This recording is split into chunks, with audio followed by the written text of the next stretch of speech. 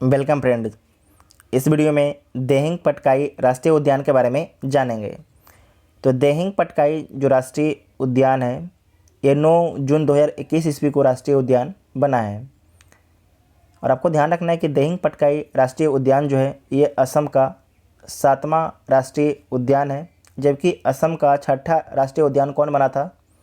तो रायमोना राष्ट्रीय उद्यान। ठीक है, रायमोना राष्ट्रीय उद्यान असम का 6ठा राष्ट्रीय उद्यान बना था। जो देहिंग पटकाई राष्ट्रीय उद्यान आज बन गया है, ये पहले क्या था? तो आपको ध्यान रखना है कि देहिंग पटकाई वन्यजीव अभयारण्य था। क्या था? देहिंग पटकाई वन्यजीव अभयारण्य था। और ये वन्यजीव अभयारण्य कब बना था? तो 13 जून 2004 ईस्वी को ये वन्यजीव अभयारण्य बना था। असम सरकार एक अधिसूचना के द्वारा जो है वन्यजीव अभयारण्य को असम का 7वां राष्ट्रीय उद्यान घोषित किया है, जिसका नाम रखा गया है देहिंग पटकाई राष्ट्रीय उद्यान। और ये किन किन डिस्ट्रिक्ट में है? तो डिब्रूगढ़, तिनसुकिया, चराईदेव डिस्ट्रिक्ट में स्थित है देहिंग पटकाई राष्ट्रीय उद्यान।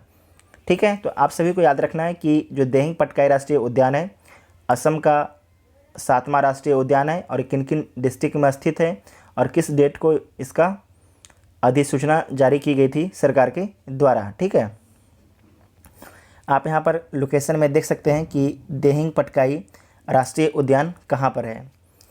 अब असम का कुछ जानकारी देख लीजिए मैप में। ठीक है, ये आपकी असम है यहाँ पर।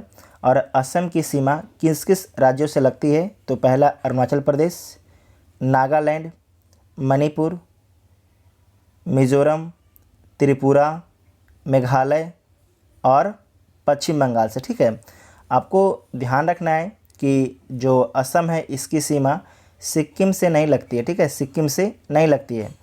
साथ में आपको ये भी ध्यान रखना है कि जो असम है इसकी सीमा 2 अंतर्राष्ट्रीय देशों से भी लगती है। पहला कौन है? भूटान। दूसरा कौन है? बांग्लादेश। ठीक है, बांग्लादेश, मतलब भूटान और बांग्लादेश से भी असम की सीमा लगती है। जबकि सिक्किम है इसकी सीमा सिर्फ पश्चिम बंगाल से लगती है, सिर्फ पश्चिम बंगाल से लगती है। और अंतर्राष्ट्रीय की बात कीजिएगा तो चाइना, तिब्बत, नेपाल और बांग्लादेश से इसकी सीमा लगती है। किसकी? सिक्किम की। ठीक है, सिक्किम की, आपको ध्यान रखना है, सिक्किम की। उसके बाद सबसे अधिक राष्ट्रीय उद्यान जो है किस राज्य में है? तो सबसे अधिक जो राष्ट्रीय उद्यान है आपके मध्य प्रदेश में है, 10 है। और सेकेंड नंबर पर आपके अंडमान और निकोबार है, जहाँ पर 9 राष्ट्रीय उद्यान हैं। अगर बोला जाए कि भारत में कुल कितने राष्ट्रीय उद्यान हैं, तो भारत में कुल 105 राष्ट्रीय उद्यान है। ठीक है, 105 राष्ट्रीय उद्यान है। देहिंग पटकाई राष्ट्रीय उद्यान में वर्षा वन पाए जाते हैं। वर्षा वन जहाँ पर पाए जाते हैं वहाँ पर क्या होती है? जैव विविधता अधिक होती है। ठीक है, वहाँ पर जैव विविधता अधिक होती है। और देहिंग पटकाई राष्ट्रीय उद्यान में जो है एशियाई हाथी, बंगाल टाइगर, भारतीय तेंदुआ, चीनी पेंगोलिन, हिमालयी काला भालू, लाल विशालकाय उड़ने वाली गिलहरी, केकड़ा खाने वाला नेबला, सांभर, एशियाई सुनहरी बिल्ली etc आपके देहिंग पटकाई राष्ट्रीय उद्यान में पाए जाते हैं। साथ में आपको ध्यान रखना है कि असम के 6 राष्ट्रीय उद्यान पहले थे, लेकिन अब असम में कितने? 7 राष्ट्रीय उद्यान हो गए हैं। पहला काजीरंगा, मानस, नमेरी, ओरंग, डिब्रू सैखोवा, रायमोना राष्ट्रीय उद्यान और देहिंग पटकाई राष्ट्रीय उद्यान। ठीक है, जो काजीरंगा राष्ट्रीय उद्यान है यहाँ पर एक सींग वाला गेंडा पाया जाता है, एक सींग वाला गेंडा पाया जाता है। ठीक है, उसके बाद हम लोग जानेंगे कि असम में एक तेल रिफाइनरी है, डिगबोई तेल रिफाइनरी। तो इसकी स्थापना कब की गई थी?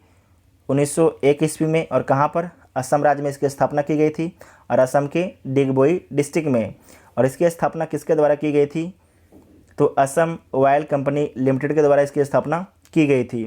और आपको ध्यान रखना है कि एशिया की सबसे पुरानी और सबसे लंबे समय से परिचालित तेल रिफाइनरी है। कौन? डिगबोई तेल रिफाइनरी।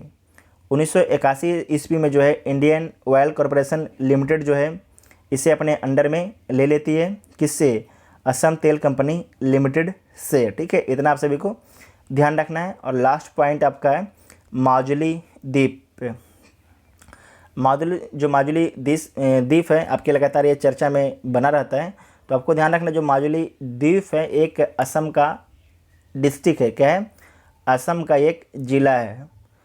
ठीक है, और आपको ध्यान रखना है कि भारत का सबसे बड़ा ये नदी द्वीप है माजुली द्वीप। और ये भी ध्यान रखना है कि ये किस नदी में है, तो ये ब्रह्मपुत्रा नदी में है। ठीक है, ब्रह्मपुत्रा नदी में है। तो आप सभी को इतना याद रखना है। और यहाँ पर हम लोग वीडियो को समाप्त करते हैं। अगर वीडियो देखिए आप लोग को हेल्पफुल लगता है तो चैनल को सब्सक्राइब कीजिएगा, और नोटिफिकेशन पाने के लिए आप लोग टेलीग्राम ग्रुप भी ज्वाइन कर सकते हैं, जिसका लिंक आपको डिस्क्रिप्शन में दिया गया है। Thank you.